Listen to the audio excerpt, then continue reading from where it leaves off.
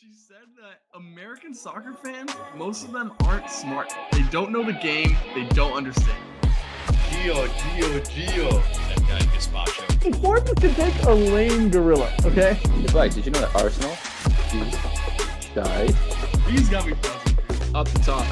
It's hard to up him anyway. I'm not even gonna comment on that.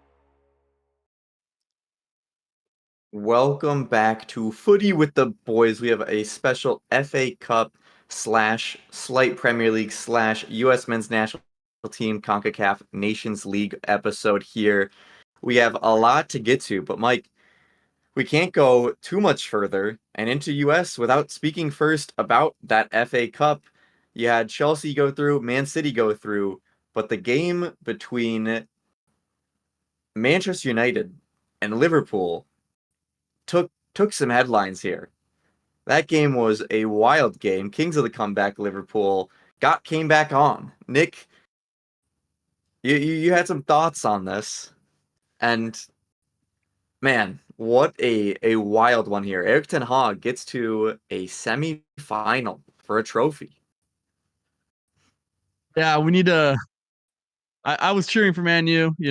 Fuck Liverpool. Destroy the morale a little bit. Get Ten Hag a little more run, a little more leash.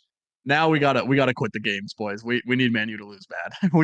we can't have Man U winning an FA Cup on a season that has been one of their worst in a string of many bad years. So crazy game. Harvey Elliott, you fucking idiot. Got the deflected goal in extra time, but he also fucked them for that loss late with Diallo and Garnacho with that 2-on-1 there. With, by the way, Garnacho, a horrible pass and very good finish by Diallo. So what a game, back and forth. Anthony, Scott McTominay, what? On the score sheet? These boys, they're cooking. Back and forth game. Liverpool isn't winning shit this year. Are you kidding me? They looked horrible. They have already won a trophy. Comparatively, they won an energy drink. Relax. They didn't win a trophy. So they're not winning the league. They're not serious. Maybe they're serious, but they're not winning the league. All right, that's one way to look at it. Mike, of the 4 goal scorers for Manchester United, I would have said Scott McTominay before the game is probably my best bet on who would have gotten a goal. Scott McTominay, Anthony, Rashford, and Amad Diallo. What a group of 4. And Amad Diallo getting a goal and then immediately getting himself sent off for taking off his jersey. Is that the perfect way for Manchester United to end up winning this game? Sums up their season a bit? Yeah, sure. Their star man actually did show up late today, Marcus Rashford. Nice goal from him, and then he had a pass directly afterwards where McTominay could have scored another one. So he had some game in him. I was surprised how loose Liverpool looked. They got really sloppy towards the end, allowed a lot of counters, and then the one that Nick mentioned where Harvey Elliott gives away the ball cheaply and they get ran on was surprising to see and uncharacteristic for them. I think Amad Diallo actually won man of the match somehow as well, with only being on the field for a little bit of time. So that's a weird one. Yeah, I mean, if you score the winner, that does help. Marcus Rashford also just missed like a real sitter at the end of the regulation. Yeah. That could have just won them the game. So, hey, that doesn't put butts in seats. He's all about that market value. You got to score a bigger goal in extra time. Entertaining game. Entertaining. Right. He's all for the entertainment. Next for Manchester United will not be Chelsea or Manchester City, like I had aforementioned, are also through. It will be Coventry. Our own American, Haji Wright, scoring the game-winning goal in the 100th minute for them. Now he will take that to Manchester United to make that big statement for my boy Haji. But that is a great segue to our U.S. men's national team here. Let's run through the roster here for our CONCACAF Nations League. In goal, we have brought in Drake Callender, Ethan Horvath, and Matt Turner. Boys, we kind of all predicted all this. I said Gaga Slanina. He ends up being taken out of this group so that he can be with the U23 camp. And that's the same case with Kevin Paredes later here. Defenders, you have Serginho Dest, Christopher Lund, who might be the only surprise or person we didn't explicitly say. Mark McKenzie, Tim Ream, Chris Richards, Jedi Robinson, Miles Robinson, and Joe Scally. It was a late shout. I believe, Mike, you were the one late shout for Miles Robinson that we were kind of forgetting there in that center back conversation. So, a little Yeah. hats up to you. One of the Respect. only deserving MLS players at the moment, in my opinion. That was me. I'm pissed. It was Well, me. But No, okay. you fucking liar. Oh my god. Run Well, the tape back. the tapes are there. Run Tapes the are there. tape back. Oh my goodness. Hindsight is 10/20. We don't really always know what happened in the past, so that's a very common saying. Midfielders. We were surprised. We did not think Tyler Adams would necessarily be in this one just because he, at that point of our discussion, had not played any minutes for Bournemouth. He ends up getting announced on the roster. 20 minutes later, Bournemouth start their game, and he ends up getting in that game for about 20 minutes playing there. So Tyler Adams is back, the captain, and Johnny Cardoso, his real rival for that center defensive mid spot, also included Luca Della Torre. We'll get into that later. He is included, but ends up being replaced due to a quad strain. Weston McKennie, of course, Yunus Musa, and Gio Reyna, who did cause some type of questioning just off of how he has not been playing much, but I think we can all agree that he should be there. Balogun, Pepe, Sargent were our three up top. You would think Sargent would be the starter there. There is an update on that once we're done here. But then Pulisic, Malik Tillman, and Tim Weah. We even predicted that Tillman would be potentially listed as a forward or a winger to get him into that squad and keep all your midfielders in there. But like I said, Josh Sargent and Luca Della Torre, there is an update for them. They are both injured. Luca Della Torre has a quad strain. Josh Sargent has some ankle discomfort, so they're being Bad. safe. Obviously, Josh Sargent injured his ankle earlier in the year, so they want to be safe. Josh Sargent actually did score a goal this weekend again, so he would have been coming in the hottest form of just about anyone because he scored in literally every single game. Like, he is going absolutely nuclear in the championship right now. Very unfortunate that he cannot join the team. We do get Haji Wright, the man that I've been begging for. We do get Haji Wright into the squad as replacement for Josh Sargent, and the replacement for Luca Della Torre is Brendan Aronson, the guy that we said we didn't know if was going to make it. Not been having the greatest season for Union Berlin, but the snub from the initial list. He had an inspired performance this weekend, getting a goal, and he had a bunch of dribbles that he just looked not like how he has for the rest of the season. But Mike, we now know who we have to select from. I want to get into what we think the best 11 will be here for facing off against Jamaica in it is a must win. At this point, you have to win versus Jamaica. Jamaica not bringing Pinnock or Leon Bailey. Pinnock due to injury, Leon Bailey due to team disciplinary reasons. No excuses. What is your starting 11, Mike, that will get the job done here? Yeah, I'll go through it. Start with the goalkeeper. I think Matt Turner is a lock for me. I don't hate Callender or Horvath, but Turner's just the most experienced, so seems like he'll fit in there. Right back, it would be Dest, but he won't be available this game, so Joe Scally seems like the only true option. Slide in at the right back for us. Anthony on the left, definitely. And then in the center back, I'll go with Chris Richards and Tim Ream. I like that pairing. Tim Ream not playing the most minutes right now, but I like having a veteran presence. He's really good on the ball. I like what he can provide with leadership as well. And I think our biggest leader will be missing, at least in my lineup, in the center of the field. I don't think Tyler Adams will be ready to start, so I'll put Cardoso down in the pivot position, more of a defensive midfielder, and I'll start Weston McKennie kind of next to him if they play that double pivot. Otherwise, it'll just be more of a box-to-box 8. Ahead of him, I'll go with Malik Tillman to finish out the midfield. And then on the wings, Pulisic, definitely a lock on the left. Weah will fit in on the right for me. And then up top, that's where the options are. I would have picked Josh Sargent, I think comfortably. But now it gets a little hazy. Pepe scored a goal today to win for PSV in the death. Balogun's been a little iffy with his form at Monaco. And then Haji Wright also scoring. So I got to go with the dudes who score the most goals currently. I'll put Haji Wright to start. What the fuck? From out of camp to starting position, and who is on your right wing to close us out? Tim Weah. Tim Weah. Tim Yep. Weah. All right. I don't have many qualms. If I saw that as a lineup, I would be a happy camper, I think. Nick, I think I would have maybe one or two debates on certain positions there, but where are you at with your starting 11, and how much does that differ from Mike's here? That's pretty similar. I'll take, I'm going Matty in goal. I really would love to put Tyler Adams at right back. Just say fuck it. I mean, he played right back when he came on from Bournemouth coming back. He's played there before.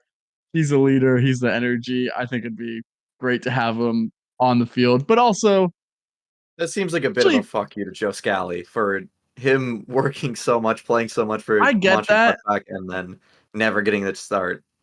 I get that. But if you're Greg Berhalter, you trust Tyler Adams more than probably anyone on your roster. So, and I think he showed that by including him in this roster, despite him not playing in 17 years or whatever the number is now. So I actually don't hate that. But you know what? This is my 11. I'm putting Tyler Adams in at right back. I'm putting Tyler Adams in at right back. We're going to go Chris Richards, Jedi at the left. Oh, that other center back spot, dude. I don't know. I just don't like the other options. So you got to go Tim Ream. He's played against Mikel Antonio in the past many times, obviously in the Prem and internationally. So that's a big matchup, and I guess you got to rely on your vets, but that makes me really nervous. That second center back spot in general just makes me nervous. So don't worry though, Tyler Adams will cover because he covers the whole fucking pitch at right back. So that is what I'm going with. Midfield. You went Malik, Tracy? Yep, I did. Yeah, I'm not too scared of that Jamaica midfield. We'll talk about their roster later. So I think I'd do the same. Give me Weston, Johnny, and Malik. That'll be my midfield three. They only really brought two wingers outside of, I guess, Aronson, if you want to count him now, who was a late addition, and I guess Haji, who's also a late addition. So I think it's pretty clear Greg's going to go Pulisic and Weah on the two wings, which is also what I'm going to do. The right call. There is fucking absolutely zero chance Haji Wright is anywhere near my starting 11. That is crazy. He was brought to the World Cup and he scored there. I think there is zero chance he's in my starting 11. A man who literally was not on the roster outside of injury insurance. So, and I know Greg said he cried at night when he couldn't pick him, but still he didn't pick him. So, I'm gonna go Pepe. Just scored this weekend. If there's a penalty and I see Balogun strip up, I'm going to lose my mind. So just to avoid any problems, let's go Pepe, who has maybe more chemistry with this national team, I think we can comfortably say, than Balogun. But, of course, be very quick to give Balogun, not 15, but give him like 30 minutes. If Pepe's off at the 60-minute mark, I think that's perfectly okay. So that's my starting 11. Matty, Tyler Adams and Jedi, Richards and Tim Ream, Johnny, Weston, Malik, Pulisic, Weah. All right.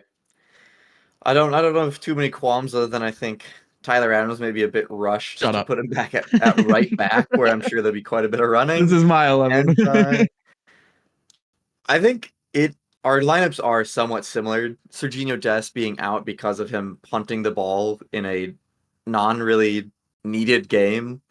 For some reason, when he had that temper tantrum, does throw a bit of some options into this, but a lot of these positions are locked down. Goal, I think, is Matt Turner. Still, nobody, I think, has taken that spot from him.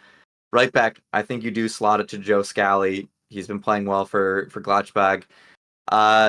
Center backs, I think that's one of the few questions you could have on this lineup. I think Chris Richards is about as a lock as you can possibly be. What Greg Berhalter does, probably Tim Ream or Miles Robinson. I think the shout for Tim Ream is you have the control and possession. Miles Robinson is just pacey as fuck. And if Antonio and the way that Jamaica play with just long balls and getting in behind explosive counterattacks, I don't think Miles Robinson is a bad shout. I think, fuck it, I'm going Miles Robinson, which I think it's solely because he has insane tracking down skills and it's versus Jamaica. I think if you get to a final where it's more possession, it's not just a extremely physical counterattack team, you move to a Mark McKenzie or Tim Ream, but I don't necessarily like Tim Ream for this matchup because of that pace that he'll have to run up against. Left back, yeah, Jedi Robinson. That one's one of those locks. Midfield, I think the locks are Johnny and Weston, like we all said. I don't care. I've No, watched you're Malik so Tillman. I've watched Gio Reyna. The talent level Earpiece. of Gio Earpiece. Reyna still comes through. I am giving Gio Reyna the start. Giving him some minutes. Give him the start. In all of our other games versus Canada versus Mexico, when he was placed in there, he was not playing that much with Dortmund. He was coming back from injuries. He still showed out. He was the game changer for us. He was the absolute engine of our team from that 10 spot. I've watched Malik Tillman. He is an extremely talented player, but I don't think his talent level and his form put him above what Gio Reyna has proved he could do for this US team and that catalyst in our attack that he has shown that he is. Obviously, Christian Pulisic on the left scored in his 4th consecutive game today. So he is on the hottest form of his career. This is the only time he's ever scored in 4 straight games. Also had an assist in one of those games. So, yeah, Christian Pulisic, if he was not already a lock for forever, I mean, scoring 4 goals in 4 games, you're going to be pretty goddamn locked in. Right wing, yeah, I think it's Tim Weah. He's been slotted into that starting spot, and even without playing that much at Juventus, he's going to stick there because there's no real competition. I could see Malik Tillman or Gio Reyna getting slotted out there just because, but I don't know if that's really a good way to unseat Tim Weah and how well he's been for the U.S. And then up top, I see the shout for Haji Wright. I think bringing in Balogun and Pepe is because you somewhat have to. They are both extremely good, but one's not getting play time, the other one's not getting a lot of results. And Josh Sargent was the one that you're going to be starting because he's on insane form. I think Haji Wright could slot into that same exact Josh Sargent role because he has similar numbers, obviously over more minutes. But I think Greg Berhalter ends up going with Balogun. I think that's what I would go through as well. I think Balogun with this team, with a Gio Reyna in the midfield, and with this dynamic attack of Pulisic, Weah, and Balogun Reyna, that front four has proven that it can work. I think with a Balogun, with players that can play him in behind, like a Weston McKennie, like a Johnny Cardoso, that works out rather well. I think Ricardo Pepi as a hold-up guy is very good for combo, but I think Balogun can do that hold-up, and he is more of a vertical threat as well. So that is my 11 boys. Was Gio Reyna, Balogun getting into my squad? Would you be upset if you saw Gio Reyna? Would you think Malik Tillman would be done wrong by it? I think he'd be done wrong, but I wouldn't be upset that Gio Reyna's starting for the U.S. men's national team. I think it'd be the wrong call. Like, just like Malik's done so well. Like, he's been incredible. He's been in fantastic form, and he's incredibly talented himself. I think the skill gap between Gio and Malik is far closer than you think it is, Flags. But that's just one man's opinion. They're different players, and I like what Malik does as kind of that second striker in a game that should project to be more of like end to end. Like you said, Jamaica plays a lot of long balls. They're going to rush forward on counters, and USA can also, hit back on those counters. So I think Malik with his physicality, with his more, I like what he represents more in the 18 versus. I understand what you're saying with Gio kind of being able to grab the game by the balls at any given point. But that's what I would go with. I don't know. What do you think, Trace? I wouldn't be upset with it because I know what Gio Reyna can provide, and I think he would put in a great shift regardless of his form. It would just be more surprising than upsetting with the form that Tillman's in. One little question I want to pose to you guys. Flags touched on it with wing options. I like what Tim Weah provides on the wing. I like how he is so up and down, willing to do defensive work. He plays that right wing, unlike any of our other options. Is there a chance that we could see both Tillman and Reyna in a lineup together? And would it probably be one at the 10, one at the right wing? Or how would that work? I think with the form McKennie's in, with how fit he is right now, he's the most fit he's been in his career. I would be very hyped to see Tillman Reyna playing that, just swapping wing to center.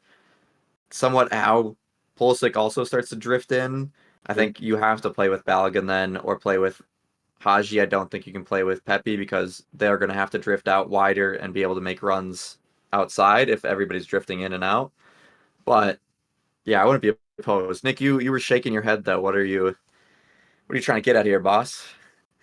Think their whole we've seen Berhalter ball. Like they're gonna, as much as we hate it, like a lot of it's gonna come down from the wings, and a lot of them are gonna be balls being crossed in. No one else offers the width that I mean, Jedi is the only other person on this team that offers the width that Tim Weah does. So, he's a true, touchline winger, pace, work rates, good ball. Um I we don't have anyone like him in our attack. We just don't. I don't understand why you would take that dimension out for a repetitive thing. Because if you put Gio on the wing, he's incredible, but like you said, it's gonna be that same dynamic on the left where Pulisic's also gonna be drifting in. He's not a true touchline winger himself either. I don't know. I think Tim Weah is a lock based on options as opposed to like form. Um, and I also don't know why you would want to if you're trying to debate between Gio and Malik. How do you how do you then say, okay, they both deserve it over Tim Weah, especially when it's going to fuck with your tactics so much? So I don't think it'd be a good call at all. All right. Right. And the tactics, Mike, I think are the next thing that really we can talk about here, get into the keys of the game. Greg Berhalter, like Nick said, verticality, he loves that word, and he God damn, he loves his possession What? and crossing. What a pedophile! beautiful Look at that. picture of our That's fearless, a fearless leader pedophile. there. Yeah, Mike, Greg Berhalter has been at the center of a lot of hate for his managerial career with the US. He has been fired from multiple jobs due to lack of offense. Uh, the Dutch coach came out and said that they were tactically inept. They did not make any changes. It was easy to toy with them in the World Cup game that they lost. Greg Berhalter, what do you want to see from him out of this game that will give you at least some bit of faith going into Copa America, going into the next World Cup?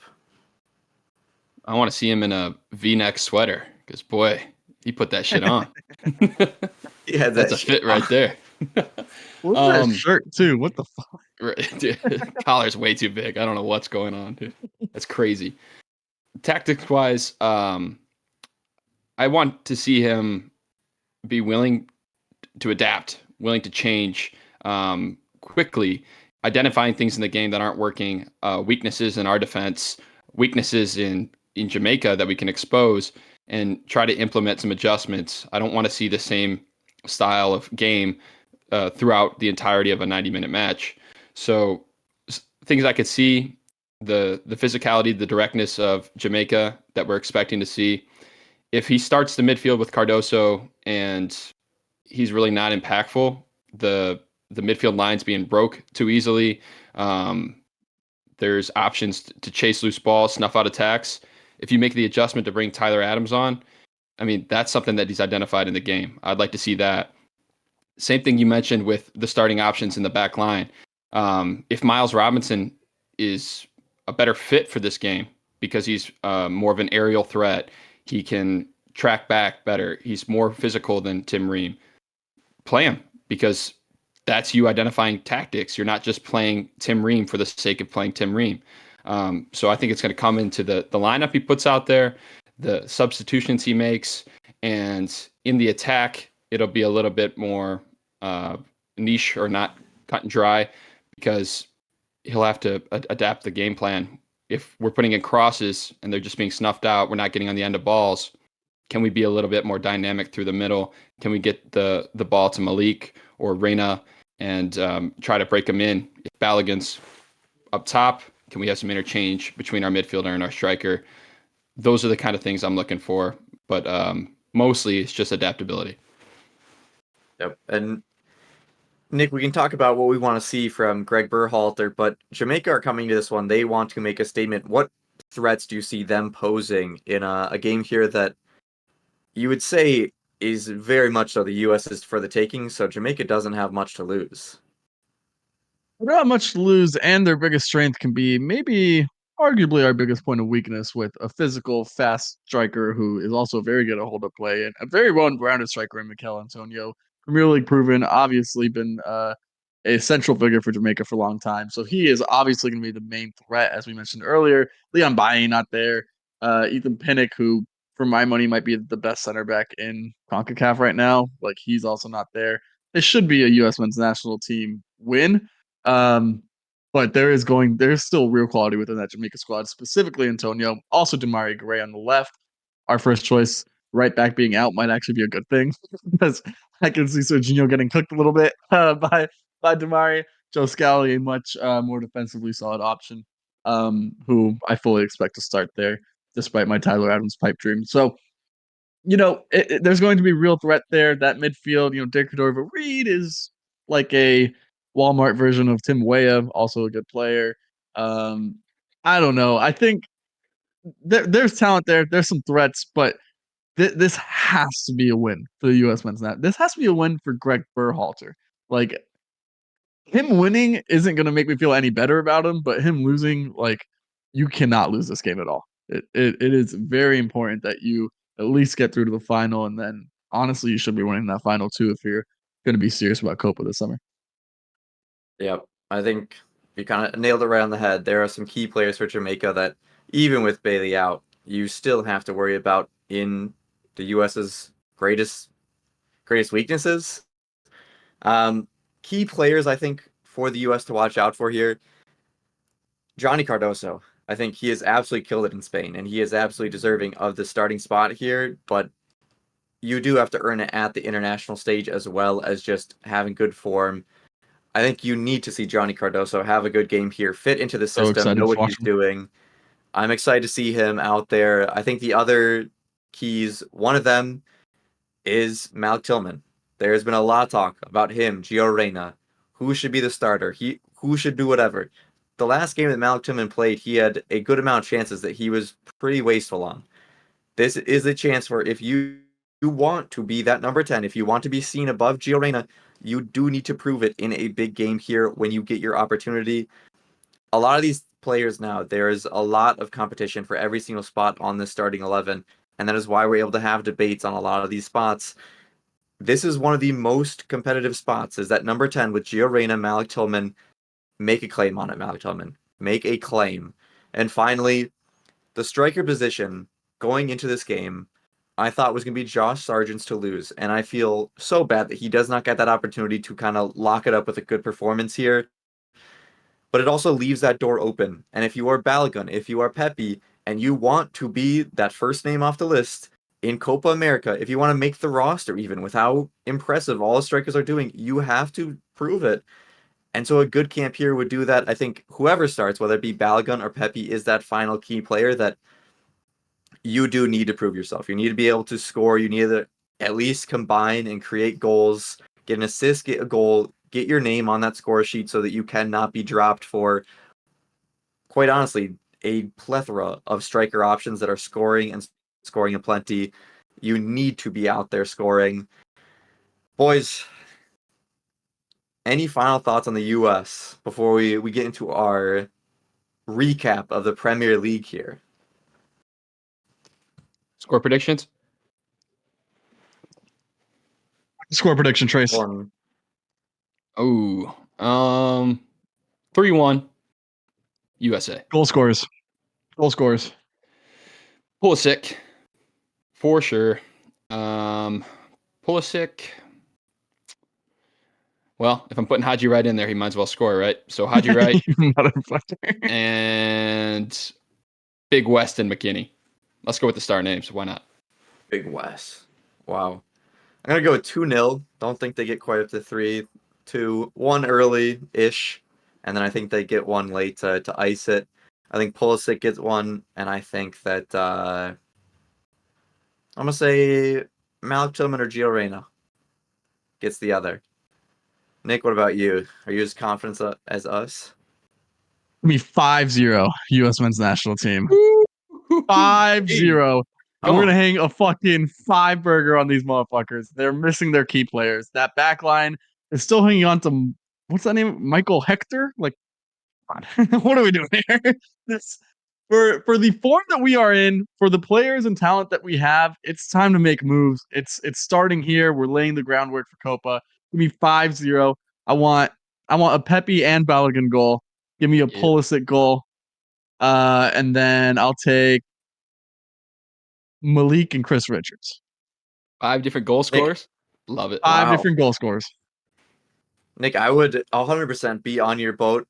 I think it is the most informed squad that we've had going into a camp with the most talent that we've had. But we also do have Greg Berhalter as our manager, so I think that Don't care. tends to Don't hurt care. our scoring options. It hurt us against 5-0. Uzbekistan, hurt us versus 5-0. Oman scoring goals. We do not score goals no matter the competition. It is 5-0. just a U.S. men's That national team changes. way. That changes this week. 5-0. Get Jesus Ferreira in here and he will score a hattie. This is Oh a God, please Caribbean no. nation. I never want to see All that right. dude in the national team lineup again. He's a good guy. Just with this Okay. current striker lineup, he is Far not away. even able to sniff it at this moment. We move into the Premier League. Bournemouth winning 4-3 versus Luton. I do feel somewhat bad for Luton because they're up 3-0 at half. And then they end up losing this game in a obviously relegation battle for them. Helps out Everton quite a bit, so good for us. Then Luton had another game this week. It was 1-1 versus Nottingham Forest, the relegation battle. Nottingham Forest had them on the ropes, keeping them down, pushing their head under the water. And Luton Town in the 89th minute gets that equalizer to keep their chances alive. Nottingham Forest missed the chance to put them away. Burnley beat Brentford 2-1. I thought this was a chance for Brentford to get some type of momentum back. It is absolutely not. Regulion with a 8th minute red card that certainly does not Early ever red help card. anybody's Yeah. chances.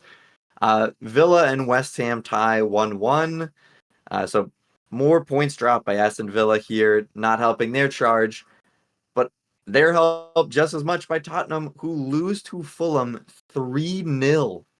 Anthony Robinson with an assist here, but a 3-0 loss, Nick? I mean, you called it. You said they were most likely to lose I this did one or fucking drop call points. it. Props, Feel but good about that. God, Yeah, I'm not gonna lie. Listen, my do either ball of these knowledge teams is coming want to Champions question. League? My ball knowledge is coming to question this week. Go check out the IG. Go check out the TikTok popping off on YouTube everywhere. But I don't know, man. I stand by what I said, and everywhere I look, I'm just getting validation. So big surprise. Tottenham chokes again. 3-0 to Fulham? Really? 3? Oh my God. I've never heard of these goal scorers. Sasa Lukic. What the fuck? Come on. So, yeah, bad. Rodrigo Muniz continues his incredible form. Tottenham, maybe one of them want to finish 5th because that'll get you Champions League, right, Trace? We'll see, Looking man. less likely by the day, man. Looking less likely by the day. Spursy. Oh boy. Spurs is only reason that they can feel okay is that Aston Villa is also choking it away. It's just going to be who's choking harder. We'll see what Pause. happens down this final stretch. Pause. No pause. That was it. Pause. Fully intended. We finish up here with more U.S. men's national team news. We will be doing a live watch along on Thursday for the U.S. men's national team game. They will play the winner, or I guess they won't play the winner if they end up losing, but let's say they win 5-0 like Nick suggests. They'll play Mexico or Panama, who are on the other side of the bracket. Mike, would you rather play Mexico or would you rather play Panama here? Panama's been in some good form, but Mexico is Mexico, man. That's a Mexico for the classic. statement, dude. Yeah. Give us El Tri. Love to see them in a final. And, let's separate it even further. We're the best team in CONCACAF. Let's let them know every single year. It's a joy to watch. And I would feel pretty comfortable facing either one of these teams. I don't think Mexico's particularly strong at the moment. But we'll see. Santi, good striker. Santi. Nick, do you think, this Panama's been in very good form and pushed Mexico quite a bit. Is this a game where Panama can make a statement, beat them, and and give us an empty stadium for the final because there's not the crazy amounts of Mexican fans there? They'll still come. Yeah, it's not going to be empty. No, I don't know. I hope Mexico wins. I'm on Trace's boat. It'll be electric. This is a pretty made up trophy, so I just want the best game. Let's make some statements going into Copa. Let's have Mexico win. Let's beat Mexico, and let's fucking get it popping. Yeah, as funny as it would be for Mexico and their downfall to lose in the semifinal, not even make it, I do want that U.S.-Mexico matchup because I think that we can batter them. And I think that does a lot more psychologically winning a trophy against your big rival Mexico than it is beating Panama in the final. We've kind of ran through the American news. Tillman to Pepe. Mike slightly touched on it. Tillman with the assist to Pepe in a game-winning goal for PSV. And the other major announcement is something that Nick is super invested in because of how young this guy is. He's very into the prospect. Yeah. Caven Sullivan, 14 years old. We mentioned that he was told by Manchester City, or said Manchester City scouts were saying he was the best prospect in the world for his age. They have now signed him. The plan is, I believe, they said that at 16 he's going to go to Belgium and start playing there before seeing where he ends up in Europe after that. He is certainly a prospect to look out for. But that is fucking wild. Man. Imagine moving to Belgium to play soccer when you're 16 years old. Yeah, that is. Do they have? That is the life of a American prospect. Does the Man City ownership group have a team in Belgium? Is that the thing? Yeah. Okay. The City Football Still Group. Go through that. There's going to go every single City Football Group. I don't have to imagine it. I've lived it. Yeah. Yeah. Is he staying at Union until then? Is that the plan? Until he makes that move to Belgium? Yeah, I think so. So I think he's going to be with the Union second team right now. Maybe first team. See how Union end up doing this year, but I think he's probably just a little small for that. No way he's on the first team. It's 14. I don't know, but if you are the greatest prospect at your age group, 14. What do you do? I don't know, man. He looks very small. Guys, he's a child. He is literally a child. Dude, Lamine Yamal is lighting it up. Man. Freddie Adu. 16. Yeah, 14 and 16, big difference. I was a full-grown I'd imagine man at 14. At some point, when he's like 15, maybe he gets a shout for the first team just so they can get him some first league playing time. He's already in the second league playing against grown men, so I don't think that's necessarily dragging him down too much. But yeah, Caven Sullivan, one to watch for the future. Hopefully he can pan out, not be a Freddie Adu type case, as the next Pele, as he was, did not exactly go to fruition. But that is it for us today on our preview of the US-Jamaica game here coming up. Let us know what you think is going to happen, what your starting 11 would be, and if you disagree with anything Nick said, because that seems to be what a lot of people have to do with just about what everything Nick says, mostly about Arsenal, I will say. So that fan bias kicking in. Mike, do you have any final thoughts for our wonderful fans here? Final thoughts. USA should change their shirt sponsor to Adidas, because Adidas killing it right now with the kits.